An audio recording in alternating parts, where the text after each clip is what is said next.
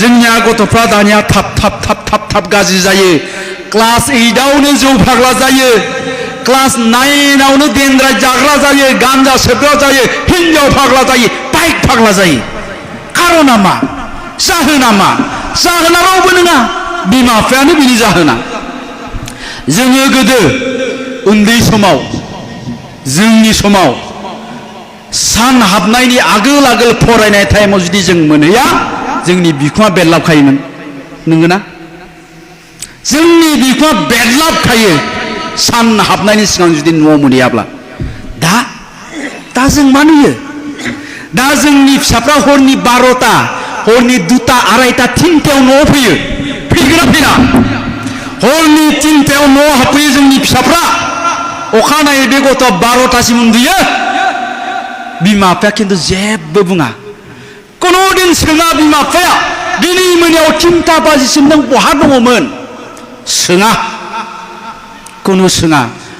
बरनसे बे गथ'आ अखानायै 12टायाव सिखारनानै मा बुङो बिमाखौ? आइलै मा होनो बुजिखोनो मोना। आइलै आं मा होनदों फाग्ला? न'आव थाव गैयालै, बाइकआव फैसा दं। दानि बाइकआव थाव सोनो फैसा गैया। थाव सोनो फैसा गैया। ओइ बिफा, ओइ फिसालानो फैसा नांगौ, बाइक खरसायाव दं 100, लानानै थांलायबाय, गिदिंहैलायबाय। ओइदिनखालिबो हरनि 3टा। अखानायै जेबो बुङा। मानो मोजां जानो बे गथ'आ? मानो डक्टर जानो, मानो इन्जिनियार जानो बियो? बेनो जौ फाग्ला, बेनो हिन्जाव फाग्ला, बेनो बाइक फाग्ला, बेनो ड्राग्स एडिक्टेड। नंगौना नङा? दा जोंनि अबस्थाया एबायदि। दा नोंथांमोननियावथ' बेयाव फांसन दङ, नोंथांमोननि जायगायाव मा जायोथ' आं मिथिथ'ला। जोंनि जायगायाव फांसना जायो सिमलायाव। नायनो फैयो सालबारिनि, पाठशालानि खोलानि, मुसलपुरनि। सोर? खिबुनाव साफा हिन्जाव। गावनियाबो बे गोसथोनायजोंनो समान खानाया। ओरैजाय मोखांफ्राव माबा दादेरनानै लानाय थाथु माबा माबि, ओरैजाय सलायबोयो बाइकखौ। नायबानो गाथाबनो दोनसै नामा मोनलायलाङो आंहा। मोखां गोथौ गोथौ, खुगा गोसोम, खोमा गुस्थि गोसोम गोसोम, बेरग' दाखंखर जाय। बाइकआ बिराद गिदिर, सलायबाथाय मोख्रा सलायनाय बायदि नुयो बाइकखौ। बांद्राय बाइक सलायनो देखाबाय जानाना। बिसोरो बे फांसनाव फैना मा खालामफैयो? फारसेथिं जौ बथल, फारसेथिं सिगारेट लागाव। खाथियाव सोर गिदिर मानसि दं बेजों जेबो सोमोन्दो गैया, अभद्र। मिथिबाय? बे गथ'आ मानो डक्टर जानो? आरो बे गथ'खौ बिमा बिफाया अखानायै सोङा, हरनि 3टासिम बहा थालायामोन? सोरबा खोन्थाफैयोब्ला खोन्थाग्राखौ उल्था रागा जोङो। बेबायदिजों कुनुदिन जोंनि फिसाया मोजां जानाय नङा। आरो नोंथांमोननि न'खरावबो जेबो सोलायनाय फैया, चेन्ज फैनाय नङा। नोंथांमोननि गामिनि न'खरफोरनि जारिमिनखौ बोदलानानै नाय। नोंथांमोननि गामियाव दिनै जुदि सोरबा खामला मावनानै जाग्रा दङब्ला, थेला बोनानै जाग्रा दङब्ला, बिनि न'खरा थांनाय 100 बोसोरनिफ्रायनो थेला बोखाबाय थादों, खामलाबो मावखाबाय थादों। बिनि बिफाया थेला बोग्रा, बिबुआ थेला बोग्रा, बिबुनि बिफायाबो थेला बोग्रा, आरो दिनैबो थेला बोग्रा, आरो बिनि फिसाया नै बिसोरो गाबोनबो थेला बोग्रा जानो थांबाय दङ। होनबा जोंनि न'खराव माया सोलायनाय लाबोगोन? सोलोंथाइया, एजुकेसना। आरो जोंनि फिसानो जों जेब्ला मोजां गियान होनो हागोन, मोजां आखल होनो हागोन। दा बेखायनो दिनैनि दिनाव जों बिमा बिफाया जुदि सांग्रां जायाब्ला, बिमा बिफाया जुदि गावबा गावनि गथ'खौ मोजां जोथोन लायाब्ला, बिनि रिजाल्टआ खालि बेल'खा, बिनि अनगा जेबो गैया। गोदो लेखा रोङासो हालुवा जायोमोन, दाहोना थाना जायोमोन, खामला मावना जायोमोन।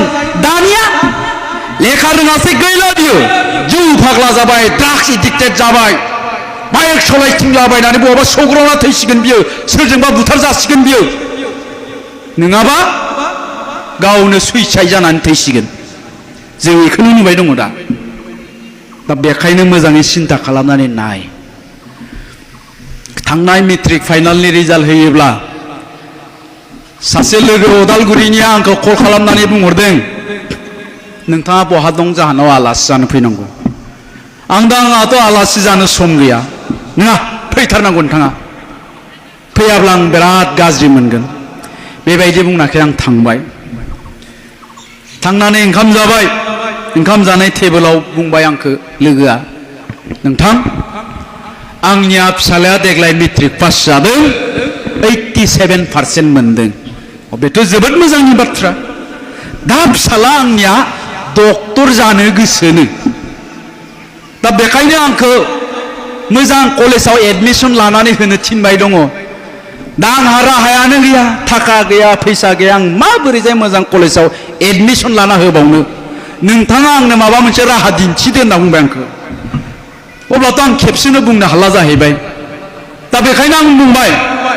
आं सानथामसो उनाव नोंथांनो कल खालामहरफिनगोन बेबायदि होननानै आं फैबाय फैना सानथाम उनाव आं बेनो फन खालामदों फन खालामना बुंहरदों आङो बुंहरनो हानाय जादों नोंथां नोंथांनि गथ'नि 2 बोसोरनि फरायनायनि थाखाय नों दा थाइसेबो थाखा गारनो नांला आं मोनसे कलेजाव रायलायबाय खालि नोंथाङा थानायनि नामाव 1500 थाखाल' हो बे 2 बोसोरा थाइसेबो थाखा गारनांला अब्ला आंखौ बुंहरबाय हाब गोजोन्थों नोंथां थेंक इउ भेरि माच नोंथाङा आंखौ बिराद गिदिर मदद होबाय अब्ला फिसालायाबो बिफानि मबाइलजों आंखौ रायलायबाय थेंक इउ आंकोल सानसे बेलासि आं नोंनि खाथियाव डक्टर जानानैसो ओंखारहैगोन होननानै आंखौ बुंदों दानिया मेट्रिक पास जानायनि उनाव जायफोर गथ'आ जायफोर फरायसाया गावबा गावनि बिमा बिफाखौ बुंबाय जे आङो डक्टर जानो नागिरदों आं इन्जिनियार जानो नागिरदों आं ओरै थोरै जानो नागिरदों आंनो मोनसे मोजां कलेजाव एडमिसन लानानै हो होननानै बुंबाय बेफोर गथ'फोरखौ रावबो होबथानो हाया गाबोननि दिनाव साफा साफा डक्टर इन्जिनियार गेदेर मानसि जानायनिफ्राय बिसोरनो जायो डक्टर इन्जिनियारा आरो बेबायदियानो जागासिनो दङ आरो बिनि उनावनो दानिया आंनि फिसालथि निजा सालथे माने हाबा जाथ'आखै माने गोसोथोयो आरोखि आंनि माबाखौ आंनि गोसोथोनायनि बिब'नि हौवा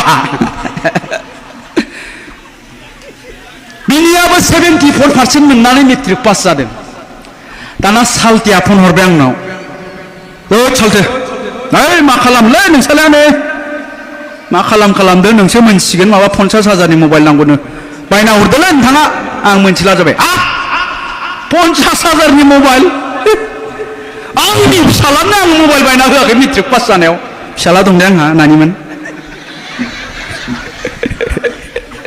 क'क्राझाराव थायो बै मोनथिनायफ्रा मालाय आंखौ खोनाफा माफा ओइ फिला बेयावसो दोनो आरो ओइ फिला बेयावसो जाना आं आरो जुनायो गियो आंखौ आंनि फिसालानो आङो मबाइल बायना होआखै मेट्रिक पास जानायाव नोंनि फिसालानो आं मानो बायना होनोलै जाया बियो आंजों बिनि सोलाय आं कलेजाव एडमिसन ला गासै खरसखौ आं होगोन जोंनियाव एक्सेलेन्ट एकाडेमि होननाय दं सिमलायाव बेयाव ला एडमिसनखौ थाइसेबो फैसा होनो नाङा आं होजोबगोन नांदों साननि उनाव खबर लाबाय आङो एडमिसनखौ लादोंना लायाखै मानो लायाखै हायार सेकेन्डारियाव फरायगोननो आं बुंदोंआखै जे हायार सेकेन्डारियाव फरायोब्ला लेखा रोङा आं बेखौ बुंनो नागिराखै दानिया खोथाया जाबाय मा हायार सेकेन्डारिनिख्रुइ बै प्राइभेट कलेजा न'नि खाथिसिनाव नांजाबनाय न'जों कारना मा हायार सेकेन्डारियाव फरायनो नागिरनाया बेयाव मानो फरायनो नागिराखै कारना जाहैबाय मा बे प्राइभेट कलेजाव फरायोब्ला क्लासाव रेगुलार एटेन्ड जानांगोन डिसिप्लिन मेनटेन खालामनांगोन फरायनाया बारा जागोन कारण एग्जामानि एग्जाम जाबाय थायो क्लास एग्जाम जायो इउनिट एग्जाम जायो दा ओंखायनो बियो एडमिसन लाया गतिके अखानायै थांबाय आङो सानथाम उनाव आङो थांबाथाय आंनियाव थारमाने गारियावनो एसे गोलाव थुंग्रि थाखायलै दाबो दंखायो गारियाव ओंखायनो जानला मेनला एदावखानो आंखो लामाफ्राव लाखिना गारि बे थुंग्रिखौबो लांफाखादों आङो लांफानानै सिथ्लायाव थुंग्रिखौ दिहुननानै ओरैजाय होलिनाथाय सियाराव जना ओइ ओंखारबो दंना गैया नोंलाय ओंखारबो ओंखारबोआ आङो हमना लायनांगौना नों ओंखारबोगोन होनबाथाय दसे उनावहाय माबाला आयं क्लासबो जाथ'वाखै नालाय ओंखायनो आङो मानो लाथ'वाखैलै आयं समनियासो लानो नागिरदों क्लासबो जाथ'वाखैलै आयं जाबाय मोजांबासो मोजां नङाबा गोदना जगोन बे आं बेनि उनाव एडमिसनखौ लाबाय दाना खोथाया मा जाय गथ'आ मेट्रिक पास जानायनि उनावहाय बिमा बिफाखौ बुंबाय जे आंनो मबाइल नांगौ 50,000नि 1 लाखनि आंनो बाइक नांगौ 2 लाख 3 लाख 2.5 लाखनि जाय गथ'आ बेबायदि बुंबाय दाखालि मेट्रिक पास जानायाव ओइ दिनखालिनिफ्रायनो बे गथ'नि लाइफआ धंस जाखाबाय 90%निया खारन जों बेखौनो नुबाय दं नंगौना नङा मेट्रिक पास जानायनि उनावनो बिबाय बियो आंनो 50,000नि मबाइल नांगौ 3 लाखनि बाइक नांगौ ओइ दिनखालि जोब्बाय बे फिनिश दा बेखायनो साबधान बे बाइक बे मबाइला जोंनि इयुन जोलैखौ जोंनि फिसाफोरखौ धंस खालामगासिनो दङ दाना बाइक दाम गोसानि मबाइल दाम गोसानि बिनायनि दायनिगिरिया खिन्थु बे नानि मोननियाव थायो एसे सिख्लाफोरनियाव तारमाने बिसोरो मा होननानै सानो बाइक दाम गोसा मबाइल दाम गोसानि लाबासो सिख्लाफ्रा गोसोथोयोलै साननायफ्रा बेबायदि नंगौना दा ओंखायनो बिसोरनो दाम गोसानि बाइक दाम गोसानि मबाइल नागिरो आरोखि बेखौनो गोसोआव लाखियो जारौमोन सनाफोर नों जायखौ दा गोसोथोदों बाइक दाम गोसा मबाइल दाम गोसा लाग्राया बे जौबो लोङो बे लेखा फराया मिथिबाय आरो बेजों हाबा जानांगौबा नोंनि लाइफआ धंस जाबाय मिथिबाय बेखायनो आं बुङाखै दे गासिबो बाइक लाग्राफ्रा गाज्रि होननानै बे सेंग्राफ्रा गाज्रि मोनलायगोन बांसिनानो मिथिबाय बांसिनानो दा ओंखायनो आङो बुंदों जोंनि लाइमोनफोरखौ नैबे बुब्लिया नैबे टाइमानो जाहैबाय गावनि जिउखौ दानायनि मोनसे बेस्ट टाइम गावनि जिउनि लामाखौ दानानै सोरजिना लानायनि साबसिन समय बेनिफ्राय आरो साबसिन सम गैला बे बारग'लाङोब्लाथाय ओजोंहाय गैलिया दा बेखायनो बे समखौ आद्रि दा खालाम बेबायदि बैसोआव नोंगौ खालि रंजा बाजा आला दिङा ओरै ओरै देखायनोखौल' लुबैयो दा खोथाया जाबाय मा रंजाबाय था बाजाबाय था बिफायानो बाइक होदों बिफायानो मबाइल होदों थाखा फैसा गिदिंबाय था गिदिंबाय था गिदिंबाय था गोसोथोनाया इखौ लाज्रांला इखौ गारला इखौ लाज्रा इखौ गिदिंबाय गिदिंबाय था गिदिंबाय था गिदिंबाय था 28 बोसोर जाबाय 30 बोसोर जाबाय हाबा खालामबाय नङाबा सोरजोंबा हरफा जाबाय अखानायैनिफ्रायनो सेस दा जों इखौनो नुबाय दङ नोंगोना नङा देनाय दा बेखायनो होनदों खस्थ' खालाम 25 बोसोरसिम खस्थ' खालाम आरोबाव 50 बोसोर आलो गोजोनै जा गारि मटर न' बां थाखा फैसा जेनिबो आंखाल गैया